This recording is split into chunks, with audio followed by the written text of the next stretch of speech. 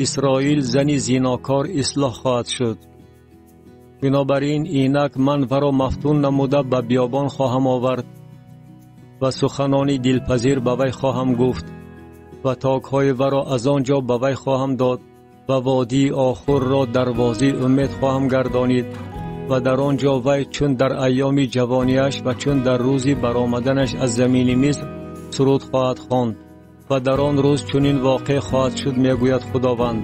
که تو مرا خواهی خواند ایشی و دیگر مرا نخواهی خواند بعلی و نامهای بعلها را از دهان وی دور خواهم کرد و آنها دیگر با نامهای خود ذکر نخواهند یافت و در آن روز من برای آنها با حیوانات صحرا و مرغان هوا و حشرات زمین عهد خواهم بست و کمان و شمشیر و کارزار را از زمین برهم خواهم داد و آنها را در امنیت خواهم خوابانید و تو را تا ابد نامزد خود خواهم گردانید و تو را با عدالت و انصاف و احسان و مرحمت نامزد خود خواهم گردانید و تو را با صداقت نامزد خود خواهم گردانید و تو خداوند را خواهی شناخت و در آن روز چنین واقع خواهد شد که من اجابت خواهم نمود میگوید خداوند. من آسمان را اجابت خواهم نمود و آن زمین را اجابت خواهد نمود و زمین غله و شراب و روغن را اجابت خواهد نمود و آنها اسرائیل را اجابت خواهند نمود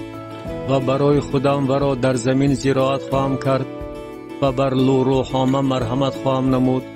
و بر لو امی خواهم گفت تو قوم من هستی و او خواهد گفت